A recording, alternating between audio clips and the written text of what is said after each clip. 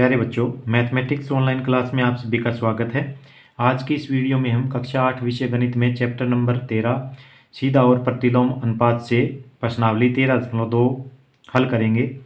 तो प्रश्नावली 13.1 में हमने प्रत्यक्ष अनुपात यानी कि सीधा अनुपात जिसको बोलते हैं या अनुक्रमानुपात भी बोल देते हैं, उससे संबंधित प्रश्न हल किए थे। आज प्रश्नावली 13.2 में प्रतिलोम अनुपात से संबंधित प्रश्न हल करेंगे। तो एक बार दोबारा प्रत्यक्ष अनुपात और प्रतिलोम अनुपात को दोबारा से समझ लेते हैं। तो आइए देखते हैं कि प्रत्यक्ष अनुपात क्या होता है। तो यहाँ पर क्या है, प्रत्यक्ष अनुपात जिसको क्या है सीधा अनुपात भी बोल देते हैं, सीधा अनुपात, या फिर क्या है इसको अनुक्रमानुपात भी बोल देते हैं, अनुक्रमानुपाती या अनुक्रमानुपात बोल देते हैं। तो ये अनुपात क्या होता है कि एक उदाहरण के माध्यम से समझते हैं कि चीनी को हम क्या है x मान लेते हैं, किलोग्राम में चीनी की जो वजन है वो किलोग्राम में, उसको x मान लेते हैं, और चीनी का मूल्य है उसको हम क्या है y में मान लेते हैं, जो रुपये में दिया गया है। 1 किलो चीनी है वो 40 रुपये की आती है। 3 किलो चीनी 120 की आएगी। तो ये क्या है, वजन इसका क्या हुआ, 1 किलो से 3 किलो यानी 3 गुना हो गया। क्या हो गया, 3 गुना हो गया। और कीमत भी क्या हो गई इसकी, देखो पहले 40 रुपये थी 1 किलो की कीमत, अब क्या है 40 से 120 रुपये हो गई, यानी कि 40 थी 120, ये भी कितनी हो गई, 3 गुना। यानी कि अगर क्या है वजन इसका 3 गुना बढ़ा तो कीमत भी इसकी कितनी गुना बढ़ गई, 3 गुना बढ़ गई। तो इसी अनुपात को क्या बोलते हैं, सीधा अनुपात, अनुक्रमानुपात या प्रत्यक्ष अनुपात बोलते हैं। कि एक वस्तु के एक चर में बढ़ोतरी पर दूसरा भी क्या है उसी अनुपात में बढ़ जाता है, या एक मूल्य में कमी पर दूसरे मूल्य में भी उसी प्रकार से कमी आ जाती है। यानी कि अब देखो यहाँ पर 3 किलो चीनी का मूल्य 120 है, तो 1 किलो चीनी का मूल्य 40, यानी कि इसका क्या है, वजन कम हुआ तो कीमत भी कम होगी, वजन बढ़ा तो कीमत भी बढ़ गई। तो इसी प्रकार 5 किलो चीनी का मूल्य क्या है 200 रुपये, यानी कि ये कितना हो गया, यहाँ से 5 गुना हो गया। ये कितना गुना हो गया यहाँ पर, 5 गुना। वजन कितना गुना हो गया, 5 गुना। तो कीमत भी 40 पंजा 200, कितनी गुना हो गई, 5 गुना हो गई। यानी कि ये क्या है, इस प्रकार जैसे जैसे इसका वजन बढ़ता है वैसे वैसे इसकी उतने गुना क्या है कीमत बढ़ जाती है। यहाँ पर क्या है, ये कितने गुना हो जाता है वजन इसका, 7 गुना हो जाता है। 7 गुना, 7 किलो वजन हो गया तो कीमत भी कितनी होगी, 4 से 28, 7 गुना होगी। कीमत भी कितने गुना होगी, 7 गुना होगी।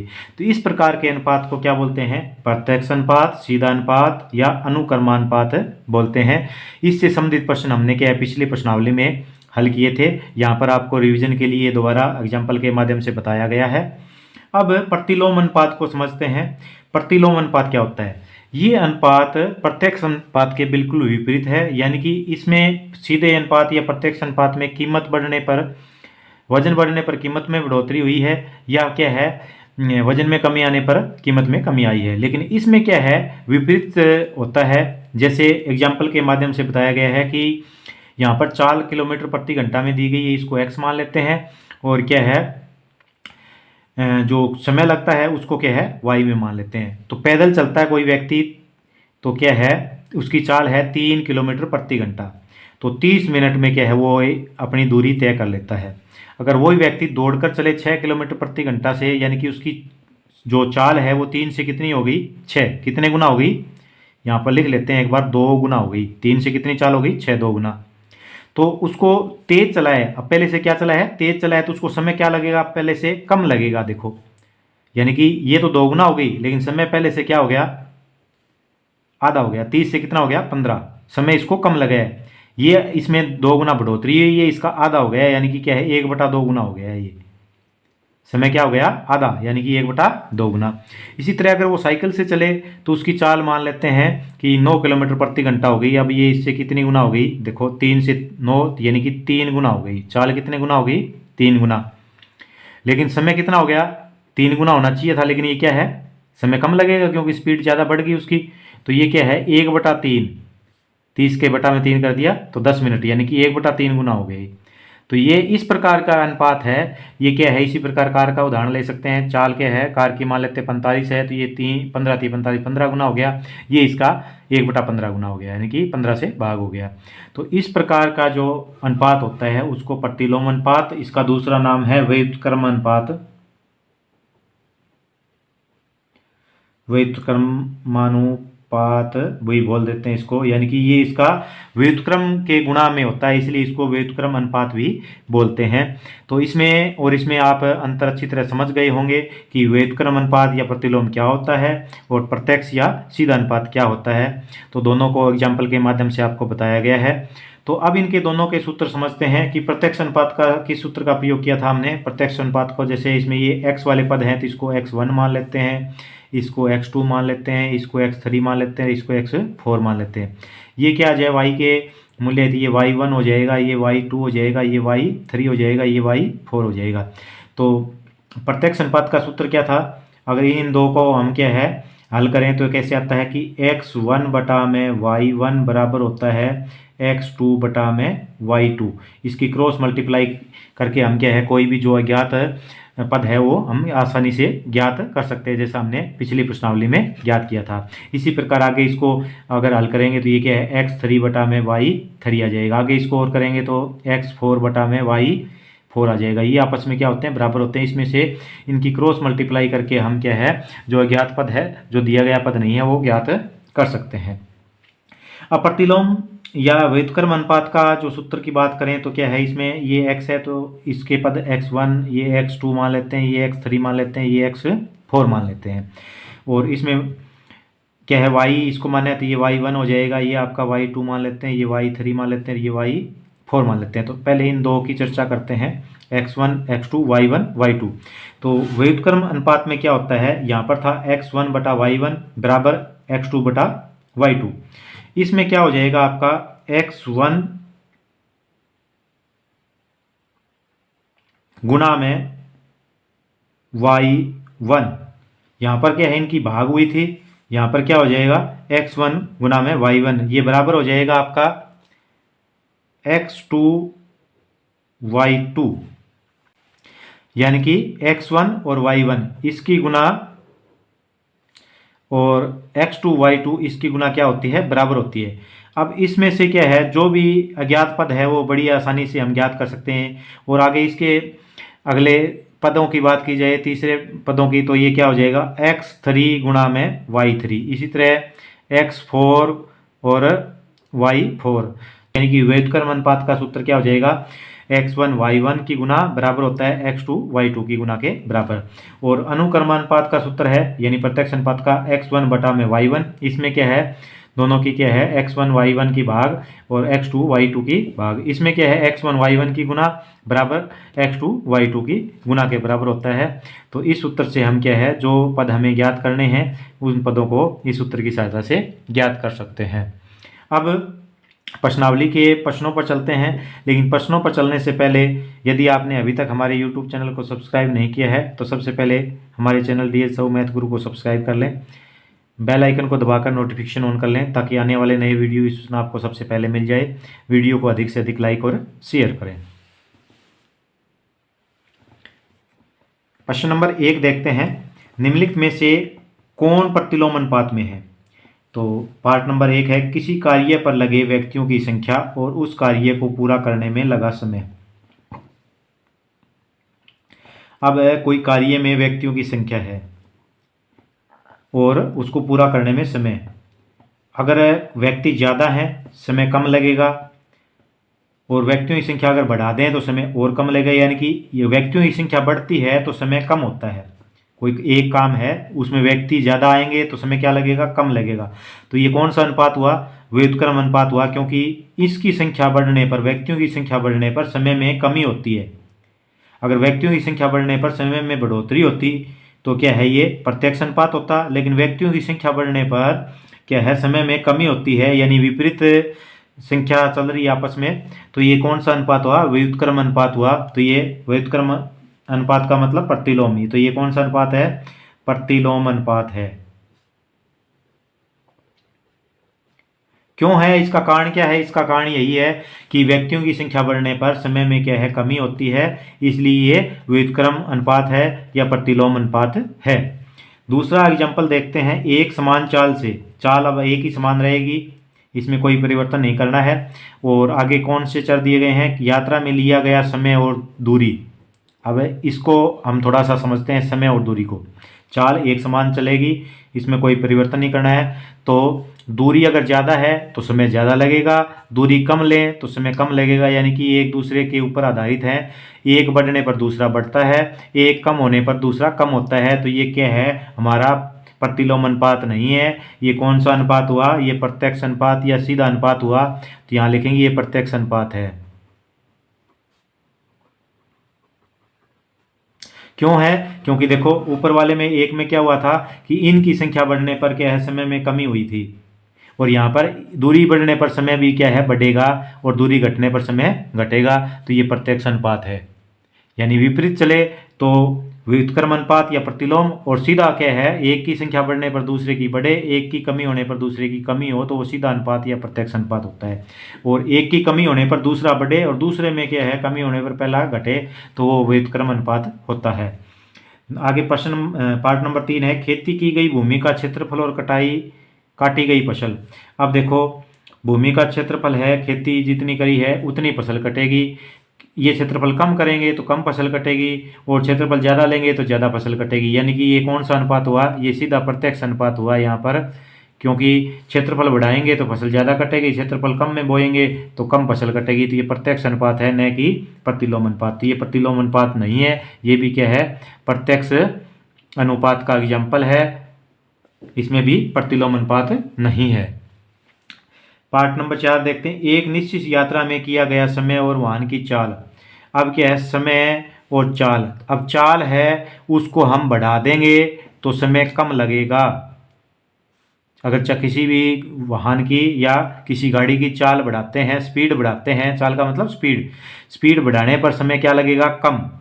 ये तो बढ़ाते हैं चाल, यानी स्पीड बढ़ाते हैं तो समय क्या लगा, कम, और चाल कम करते हैं तो समय ज़्यादा लगे, यानी उल्टा हो गया, एक दूसरे के विपरीत हो गया। चाल या गति बढ़ने पर समय कम लगता है, तो विपरीत अनुपात हुआ, तो कौन सा हुआ, प्रतिलोम। तो ये क्या आ जाएगा, प्रतिलोम अनुपात है, क्योंकि क्या है, चाल जब बढ़ती है, स्पीड बढ़ती है तो समय कम लगता है। अगर चाल बढ़ने पर समय अधिक लगता तो क्या होता, ये प्रत्यक्ष अनुपात होता। लेकिन यहाँ पर क्या है, बिल्कुल सीधी सी बात है कि हमारी गाड़ी की चाल या स्पीड बढ़ेगी तो समय कम लगेगा, स्पीड घटेगी तो समय ज़्यादा लगेगा।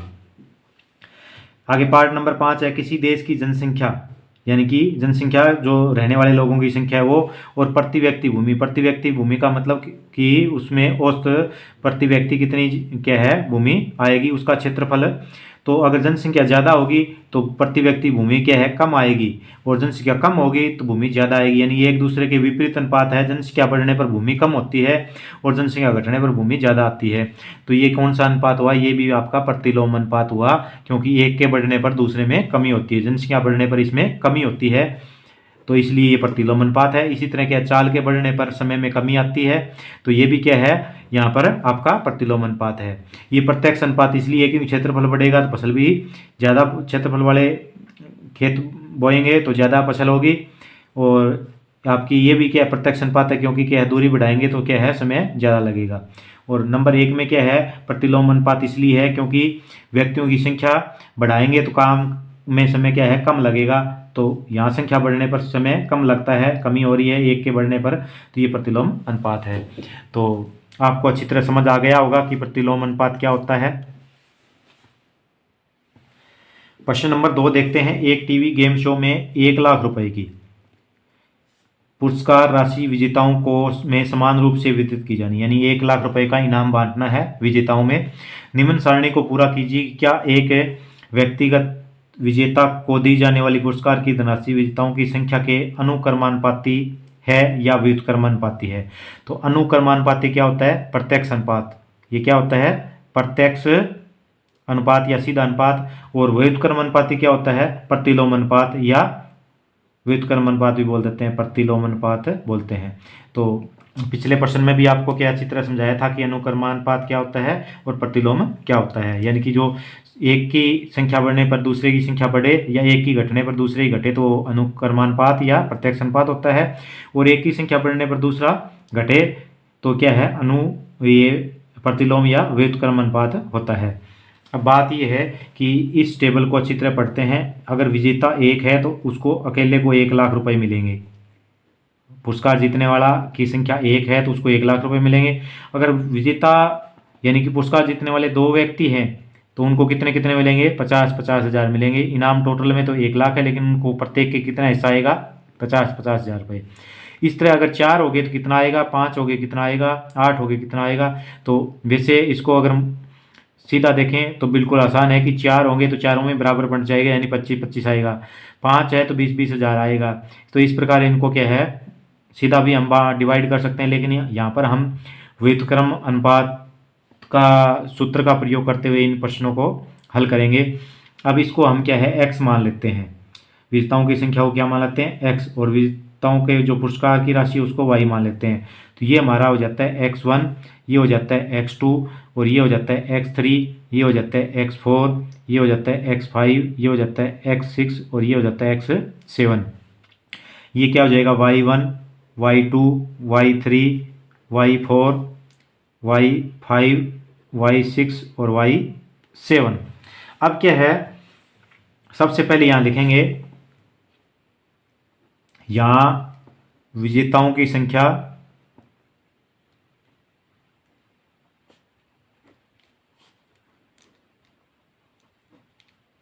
व पुरस्कार की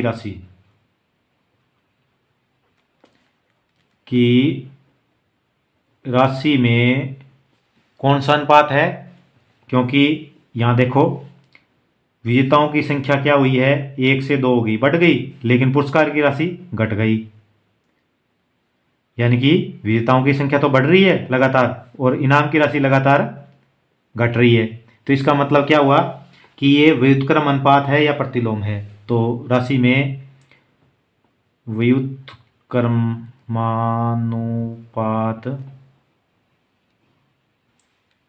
है। तो सबसे पहले तो यही बता दिया हमने कि इनमें क्या है, व्युत्क्रमानुपात है। तो व्युत्क्रमानुपात है तो व्युत्क्रमानुपात का सूत्र क्या होता है, व्युत्क्रमानुपात बराबर होता है, तब व्युत्क्रमानुपात के सूत्र अनुसार x1 और y1 इसकी गुना किसके बराबर होगी। अब ये दूसरा पद तो पहले से एक दे रखे हैं, ये भी अगर बराबर करना चाहें तो ये देखो बराबर आ जाएगा। लिए हमें ज्ञात करना है, ये पद ज्ञात करना है कि y3 कितना आएगा यहाँ पर। तो ये किसके बराबर आ जाएगा, x3 के साथ गुना हो जाएगा, x3 और y3। अब इसमें वैल्यू रखते हैं, x1 कितना है 1 गुना में y1 कितना है 1,00,000 बराबर x3 कितना है, x3 है 4 और y3 हमें क्या है ज्ञात करना है। अब इसमें y3 की वैल्यू ज्ञात करनी है तो इसको ये भी लिख सकते हैं, इसकी गुना कितनी आ गई, 1 की और 1,00,000 की गुना 1,00,000 आ गई आपकी, इकाई, दहाई, सैकड़ा, हज़ार, 10,000, लाख बराबर 4 की और y3 की 4y की 3। इसको ऐसे भी लिख सकते हैं, 4y की 3 बराबर आपका 1,00,000 और y की 3 बराबर कितना आ जाएगा 4। ये क्या है, इसके साथ गुना है, इस तरफ ले आएंगे क्या हो जाएगा, भाग हो जाएगा बटा में 4। अब 4 से भाग करेंगे इसको, 4 दूनी 8, 2 बच के 4 5 20, यानी कि 25 चौका 100 और आगे क्या है 3 जीरो की 3 जीरो, यानी कि 1,00,000 को 4 से भाग करेंगे कितना आ गया 25,000। और किस में आएगा, ये क्या है रुपए में है राशि, तो ये भी क्या आ जाएगा रुपए, यानी कि यहाँ पर y3 की वैल्यू कितनी आ गई आपकी 25,000 रुपये आ जाएगी। तो इस प्रकार हम इसको ज्ञात कर सकते हैं। अब आगे अगर ये y4 ज्ञात करना है तो क्या रखेंगे इसके लिए। अब अगले में क्या है, x1 y1 बराबर कितना हो जाएगा, 4 वाला लिख दे, x4 और y4 के बराबर हो जाएगा। इसकी वैल्यू क्या है, 1 गुना में 1,00,000 बराबर x4 की वैल्यू कितनी है, x4 की वैल्यू यहाँ पर 5 है, गुना में ये y की 4 है। ये 1,00,000 का 1,00,000 आ गया आपका बराबर 5 और y की 4 5 y की 4 आ गया। इसको या ऐसे भी लिख सकते हैं, 5 y की 4 बराबर 1,00,000 सेम का सेम आ जाएगा आपका। और y की 4 बराबर क्या आ जाएगा 1 लाख सेम का सेम, और 5 इस तरफ गुना है y के साथ, यहाँ पर क्या आ जाएगा 5 भाग हो जाएगा। इसको कैंसिल करेंगे, 5 दूनी 10 और 4 जीरो सेम की सेम, यानी कि 20,000 रुपये ये यहाँ पर आ जाएगा। इसी तरह ये भाग भी हम बड़ी आसानी से ज्ञात कर सकते हैं, या फिर इसको हम क्या है दूसरे तरीके से भी कर सकते हैं। अब देखो यहाँ पर क्या है विजेता 1 है तो क्या है पुरस्कार 1 लाख, 2 है तो ये आधी हो गई, 4 है तो 4 से भाग हो जाएगी, 5 है तो 5 से भाग हो जाएगी, 1 लाख की राशि 20,000 आ जाएगी। तो इस प्रकार भी इस टेबल को हम पूरा कर सकते हैं। और हम देखते हैं कि ये क्या है, जैसे जैसे क्या है जितने गुना विजेताओं की संख्या बढ़ रही है, 1 से 2 गुना हुई तो ये 1/2 गुना हो गई, और ये क्या है 1 से 4 गुना हुई तो ये 1/4 गुना हो गई। तो इसलिए ये क्या है कौन सा अनुपात हुआ, ये व्युत्क्रम अनुपात हुआ यहाँ पर आपस में विजेताओं की संख्या और पुरस्कार की राशि में।